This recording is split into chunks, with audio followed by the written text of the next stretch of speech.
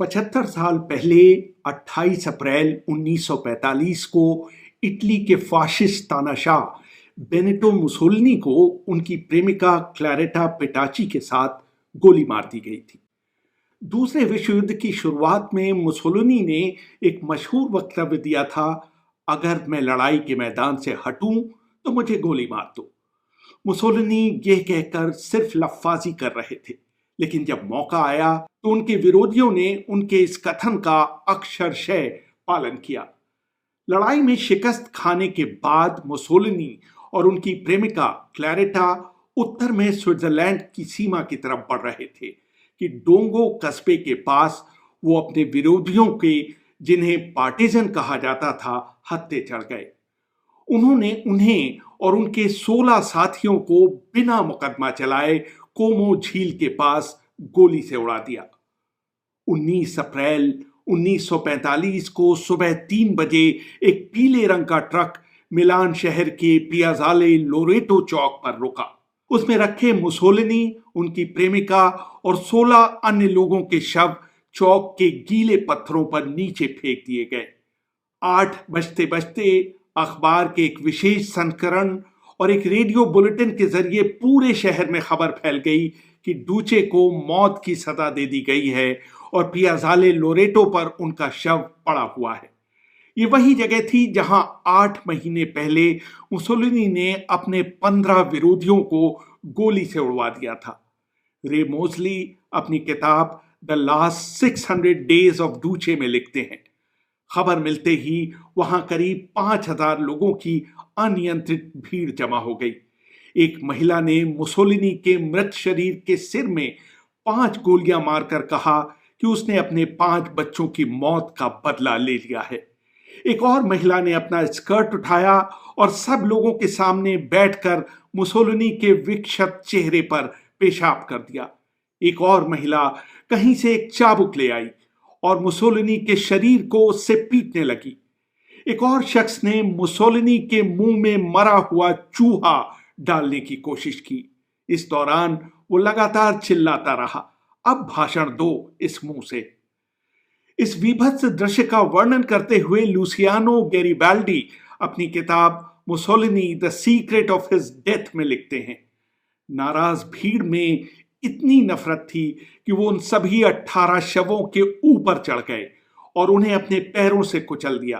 तभी एक तगड़े शख्स ने डूचे के शव को उनकी बगल से पकड़कर ऊंचा उठा दिया ताकि वहां मौजूद लोग उसे बेहतर ढंग से देख पाएं। तभी भीड़ से आवाज आई, और ऊंचा, हम देख नहीं पा रहे हैं। ये सुनते ही उस शख्स ने मुसोलिनी, उनकी प्रेमिका क्लैरेटा और 4 अन्य लोगों के शव को उनके टखनों पर रस्सी से बांधकर जमीन से करीब 6 फीट ऊपर उल्टा लटका दिया। जैसे ही क्लैरेटा का शव लटकाया गया, उसका स्कर्ट मोड़कर उनके मुंह पर आ गया। उन्होंने स्कर्ट के नीचे कोई पैंटी नहीं पहन रखी थी। भीड़ ने उस हालत में भी क्लैरेटा के शव का उपहास करना जारी रखा। तभी एक शख्स ने आगे बढ़कर क्लैरेटा के स्कर्ट को उनकी पिंडलियों से बांध दिया। मुसोलिनी पर एक और किताब द बॉडी ऑफ डूचे लिखने वाले सर्जियो लुज़ाटो लिखते हैं कि मुसोलिनी का पूरा चेहरा खून से लथपथ था और उनका मुंह खुला हुआ था और क्लैरेटा की आंखें शून्य में तक रही थीं। तभी फाशिस्ट पार्टी का एक पूर्व सचिव अकीले स्टरेची ने बला की हिम्मत दिखाते हुए आगे बढ़कर अपने मृत नेता को फाशिस्ट सल्यूट दिया। उस समय उसने एक जॉगिंग सूट पहन रखा था। उसको तुरंत पकड़ लिया गया और सभी लोगों के सामने पीठ पर गोली मार दी गई। उसी समय फाशिस्ट पार्टी के एक बड़े नेता फ्रांसिस्को बराशू के लटकते हुए शव की रस्सी टूट गई और वो नीचे जमीन पर आ गिरा। फिर मुसोलिनी के शव की रस्सी काटी गई और उनका शव भी सिर के बल पियाज़ाले लोरेटो के पत्थरों पर गिर पड़ा। टाइम पत्रिका के संवाददाता रेग एक ग्राहम भी इस दृश्य को देख रहे थे। बाद में उन्होंने टाइम में अपने लेख द डेथ इन मिलान में लिखा, मेरी आंखों के सामने सब कुछ घटित हो रहा था। अचानक एक शख्स सभी शवों के ऊपर से चढ़ता हुआ आया और उसने मुसोलिनी के गंजे सिर पर पूरे जोर से लात मारी। तभी एक दूसरे शख्स ने राइफल बट से मृत मुसोलिनी के सिर को फिर से सीधा किया। मौत के बाद मुसोलिनी बहुत छोटे दिखाई दे रहे थे। उन्होंने फाशिस्ट मिलिशिया की वर्दी पहन रखी थी। उनके पैरों में काले रंग के राइडिंग बूट्स थे जिनमें कीचड़ लगा हुआ था। एक गोली उनकी बाईं आंख के पास घुसकर सिर के पीछे निकल गई थी। उसकी वजह से उनके सिर में बहुत बड़ा छेद हो गया था, जिससे उनके भेजे के कुछ हिस्से बाहर निकल आए थे। उनकी 25 साल की प्रेमिका क्लैरेटा पेटाची ने सफेद रंग का सिल्क का ब्लाउज पहन रखा था। उनके सीने पर गोलियों के 2 छेद थे जिनसे खून निकलकर जम गया था।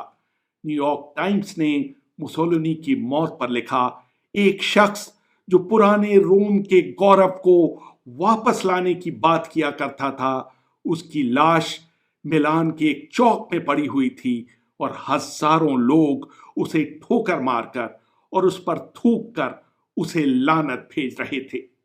दोपहर 1 बजे अमेरिकी सैनिकों के हस्तक्षेप के बाद सारे शवों को लकड़ी के ताबूतों में रखकर शहर के मुर्दा घर में भेजा गया। वहां पर मुसोलिनी के शव का पोस्टमार्टम किया गया। 5 फीट 6 इंच लंबे मुसोलिनी का उस समय वजन था 79 किलो। उनकी मृत्यु का कारण बनी थी 4 गोलियां जो उनके सीने को भेद गई थी। उनके पेट पर अल्सर के निशान थे, लेकिन सिफिलिस का कोई नामो निशान नहीं था।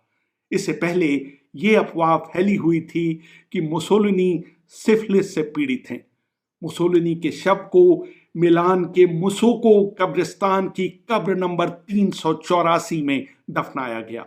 उनके भेजे के एक हिस्से को वॉशिंगटन के सेंट एलिजाबेथ साइकियाट्रिक अस्पताल में परीक्षण के लिए भेज दिया गया, जिसे कई दशकों बाद उनकी विधवा डोना रशल को लौटाया गया। क्लैरेटा को 2 9mm की गोलियों से मारा गया। उनको भी मिलान में रीता कॉल्फोस्को के नाम से दफनाया गया। मुसोलिनी और क्लैरेटा की मौत की आखिरी गिनती 18 अप्रैल 1945 को उनके मिलान पहुंचने के बाद से ही शुरू हो गई थी। 21 अप्रैल को अमेरिका के ओएसएस के छाताधारी सैनिकों को भेजकर मुसोलिनी को गिरफ्तार करने की योजना को हाईकमांड ने मंजूरी नहीं दी थी।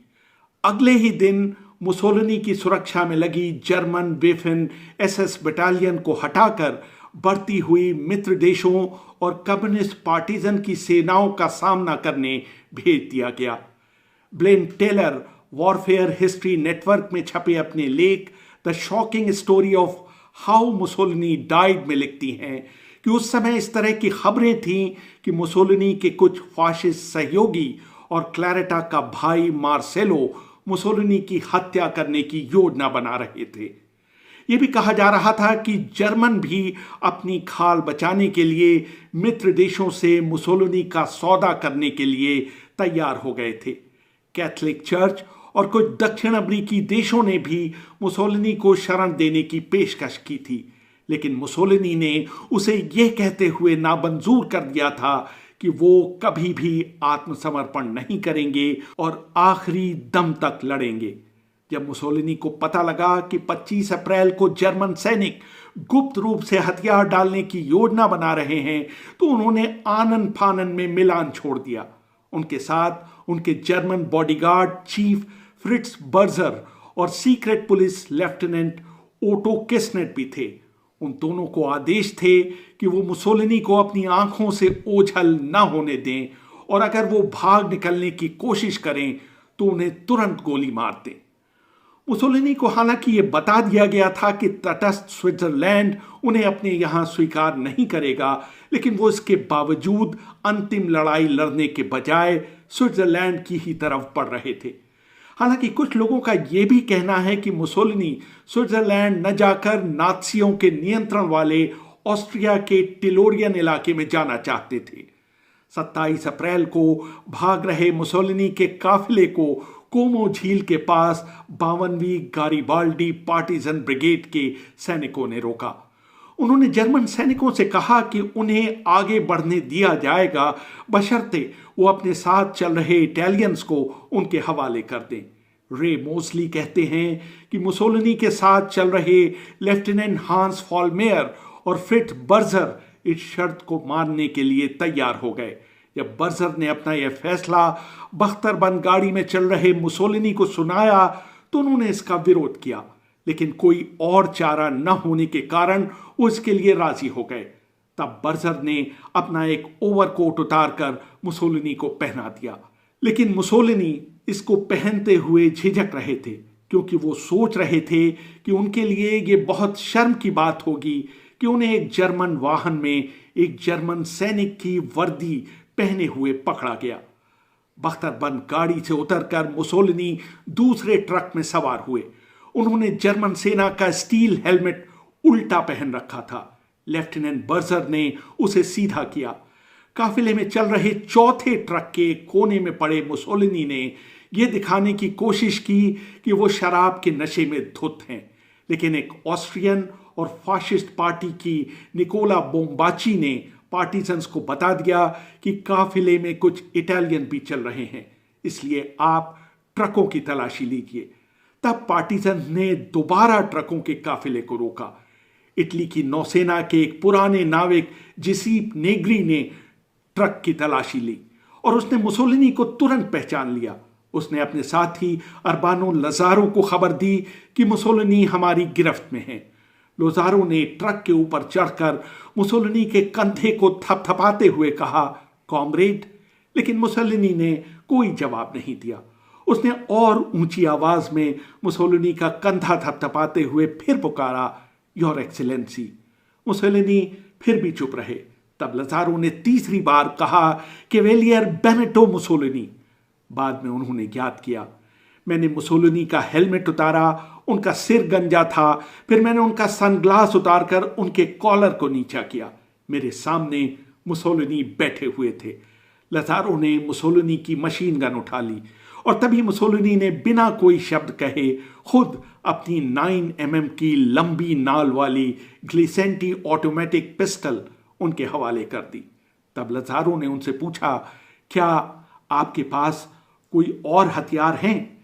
इस पर उन्होंने कहा, मैं मुसोलिनी हूं, मैं आपके लिए कोई मुश्किलें नहीं पैदा करूंगा। मुसोलिनी को ट्रक से उतारकर टाउन हॉल ले जाया गया।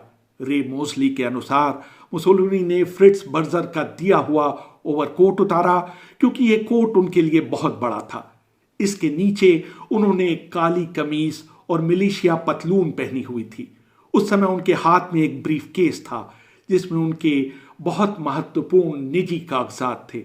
जब उनसे वो ब्रीफ केस लिया गया तो मुसोलिनी ने कहा, इसे संभाल कर रखिए, इसमें इटली का भाग्य कैद है। बाद में जब इन कागजों की जांच की गई तो उसमें मुसोलिनी द्वारा हिटलर और चर्चिल को लिखे गए पत्र मिले। इसमें इटली के क्राउन प्रिंस अम्बर्टो की समलैंगिक गतिविधियों का ब्यौरा भी मिला। मुसोलिनी को फिर बोन्जानिगो के फार्म हाउस में ले जाया गया। थोड़ी देर बाद उनकी प्रेमिका क्लैरेटा पेटाची को भी वहां पहुंचा दिया गया। उन दोनों ने एक ही पलंग पर वो रात बिताई। इस बीच कर्नल वलेरियो को उन्हें मौत की सजा देने के लिए मिलान से भेजा गया। वलेरियो ने मुसोलिनी और क्लैरेटा दोनों को एक कार में बैठाया। बाद में 19 वर्षीय डोरोना मजोला ने दावा किया कि उन्होंने डिमारिया फार्म हाउस के ठीक बाहर मुसोलिनी और क्लैरेटा को गोली मारे जाते हुए देखा था। बाद में इस दावे के आधार पर ही इतिहासकारों ने इस तथ्य को चुनौती दी कि उन दोनों को विला बेलमोंट के मुख्य द्वार पर गोली मारी गई थी। इस बात पर विवाद है कि मुसोलिनी और क्लैरेटा पर सबसे पहले गोली किसने चलाई। ये भी कहा गया कि पहले ही मार दिए गए मुसोलिनी और क्लैरेटा के शवों पर विला बेलमोंट पर दोबारा गोली चलाई गई। बाद में मार्च 1947 में रोम में हुई एक चुनाव रैली में पार्टिजन के वॉल्टर ओडिसियो नामक शख्स ने 40,000 लोगों के सामने स्वीकार किया कि उसने ही मुसोलिनी और क्लैरेटो को गोली मारी थी। ओडिसियो ये चुनाव जीत गए। बाद में ये तथ्य भी सामने आया कि गोली चलाते समय ओडिसियो की सब मशीन गन और पिस्टल दोनों फेल हो गए और तब ओडिसियो ने अपने एक साथी मोरेटो की सब मशीन गन से मुसोलिनी पर 5 गोलियां चलाई थी। बाद में वेलेरियो ने मुसोलिनी के अंतिम समय का वर्णन करते हुए कहा कि मुसोलिनी अपने आखिरी समय में डर से थर थर कांप रहे थे और अपना जीवन बख्श दिए जाने की गुहार कर रहे थे। एक पार्टीजन के अनुसार मुसोलिनी के अंतिम शब्द थे, मेरे सीने में गोली मारो। एक दूसरे शख्स ने याद किया, मुसोलिनी ने कहा कि मेरे दिल का निशाना लो। कुछ इतिहासकारों का मानना है कि मुसोलिनी के शव के साथ जो बदसलूकी हुई शायद उसी ने हिटलर को आत्महत्या करने और उसके बाद अपने शव को जलवा देने के लिए प्रेरित किया। प्रोफेसर कर्टजर ने अपनी किताब द पोप एंड मुसोलिनी में लिखा, मुसोलिनी की मृत्यु का समाचार हिटलर को रेडियो से 29 अप्रैल 1945 को अपने भूमिगत बंकर में मिला। सारा विवरण जानने के बाद हिटलर ने कहा, मेरी लाश किसी कीमत पर दुश्मनों के हाथ नहीं पड़नी चाहिए। रेहान फजल, BBC, दिल्ली।